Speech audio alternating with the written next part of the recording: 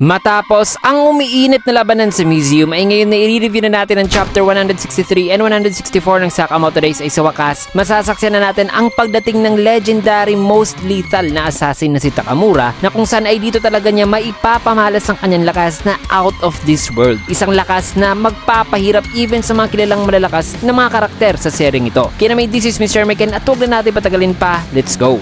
殺し屋界の秩序を保つ存在 Nagsimula eksena dito sa apat na lalaki nag-uusap na sabi nitong isa na ano na raw nangyayari sa plano ni Master X kasi even though in-infiltrate na raw nila ang JAA bilang spy ni X ay still wala pa rin daw silang order na natatanggap mula kay Haruma. Maya-maya pa ay sumenyas naman itong isa na tumahimik muna sapagkat may naririnig silang isang tao na nagsasalita ng mag-isa lang dito sa loob ng banyo. Nasabi naman itong isa na may narinig ka ba? Nasabi naman itong isa na may nakarinig ba raw sa kanilang conversation? Kung kaya't sumenyas naman itong isa habang nagpalabas ng isang baril na sabing lalapit daw muna siya sa pinto nitong banyo. Na sa kanyang paglapit ay kaagad niyang binaril ang pinto upang matamaan ang nasa loob na matapos niyan ay sinilip niya ang butas na dinaanan ng bala. Nang maya-maya pa ay bigla namang pinisil at hinawakan ngayon ng kanyang ilong sabay hinila ito papasok sa loob. Dahil na nagulat silang lahat sa kung ano raw ang nangyayari na matapos niyan ay habang di pa rin nakawala ang lalaki ay inunlock na ng nasa loob ng banyo itong pinto na matapos niyan ay in an instant pinutol ng nasa loob ang ulo at ang kamay nitong lalaki. Sabay lumabas na ang pumatay dito sa lalaki na walang iba kundi si Takamura. Kagad namang pinagpawisan ng takot itong tatlo at ang isa naman ay bumunot ng baril na sabing hoy. Na sa kanyang pagbaril ay sinanggalang ito ni Takamura gamit ang handle ng katana. Sabay bahagya niyang pinalabas ang kanyang katana at ginilitan na ng leeg itong lalaki nang mabilisan mga kaibigan. Sabi naman nitong isa na sino ka ba? Habang itinutok niya ang kanyang baril dito kay Takamura na naghanda na at mabilisan ang pinutol ang kamay ng lalaki na in a split second ay naputol din ang kanyang ulo mga kaibigan. Matapos niyan ay nang bumagsak na ang lalaki ay lumabas na si Takamura habang isang lalaki ay takot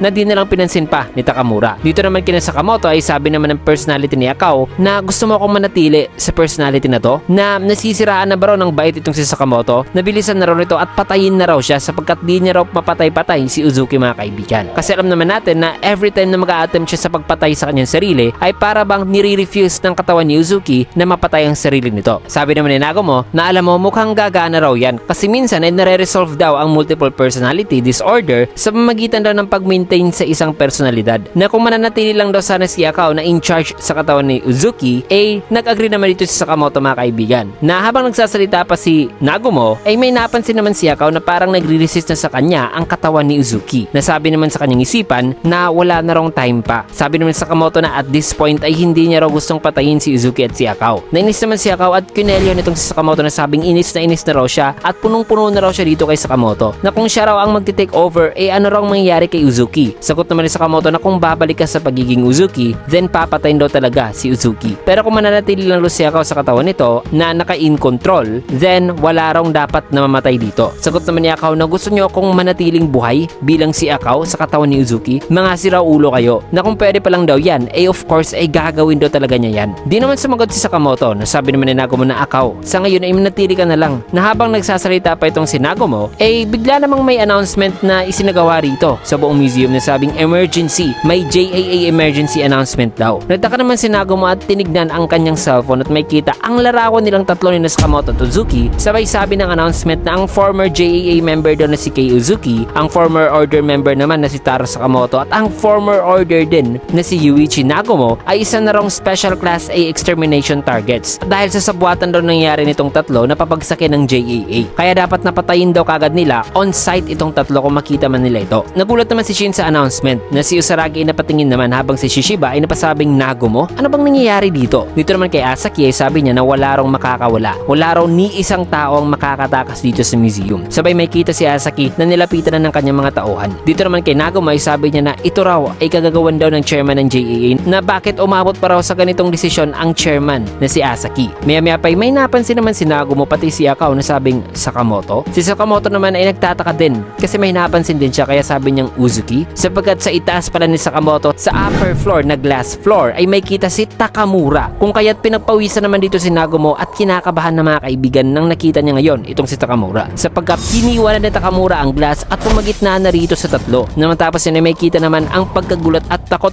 na mukha nitong tatlo habang kumilos naman dito si Takamura at binak ng magkasabay ang atake nitong tatlo. Kasunod yan ay bahagya niya namang ipinalabas ang kanyang katana, bagay na kagad namang napansin na tatlo kaya magkasabay na silang umalis sa kanilang pwesto. Dahilan na naiwasan nilang atake ni Takamura na ngayon ibinalik na ang kanyang katana sa kanyang scabbard. Subalit may kita na habang papalayo itong isa ay bigla naman siyang bumagsak na si Akao pala mga kaibigan na nasugatan pala. Habang maririnig din dito si Takamura na nagsasalita, kagad namang ipinalayo ni Nagumo si Akao. Sabi naman ni Sakamoto na may nagawa ba raw sila na ikinagalit ngayon itong si Takamura. Sabi naman ni Nagumo na namarkahan na raw kasi sila bilang mga Special Class A extermination targets. Kaya para kay Mr. Takamura ay mga kalaban daw sila nito. Tanong naman ni Akao kay Nagumo na bakit niligtas mo ko. Sagot naman ni Nagumo na tumahimik ka. Na dito naman sa kanyang isipan ay sabi niya na ano ba raw itong kanyang ginagawa ngayon. Marami raw siyang kaibigan na namatay dahil kay Uzuki. Kaya dapat din daw mamatay si Uzuki. Si Akao ay isa lamang daw persona na nabuo sa memories ni Uzuki. Hindi na raw ito nag-i-exist pa sa mundong ito. Well, except na lang daw sa loob ng katawan ni Uzuki. Kaya nagsalita na si Nagumo na sabing Uzuki at Akao. Bakit hindi na lang tayo na nang nagsasalita pa itong si Nagumo ay nagpunta na pala si Takamura sa kanyang likuran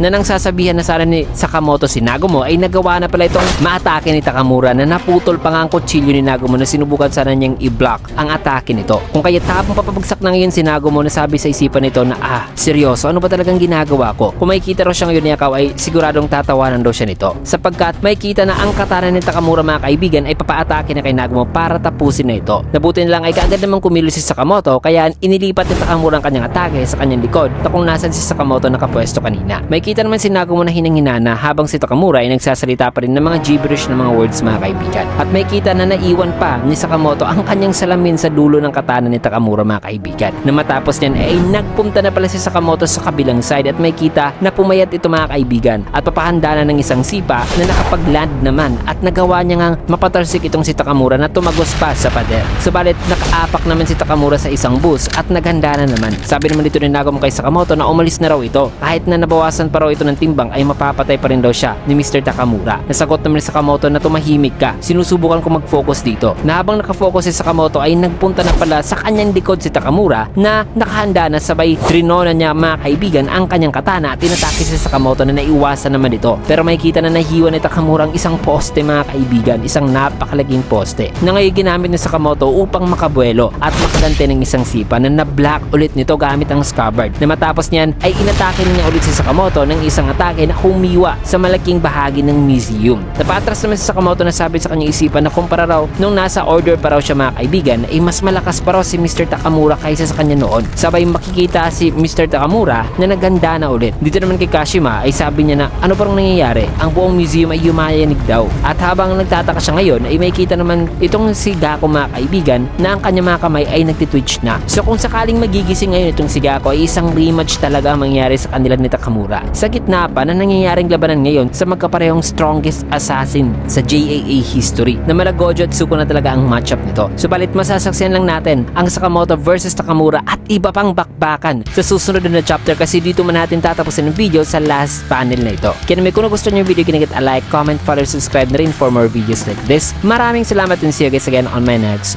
video.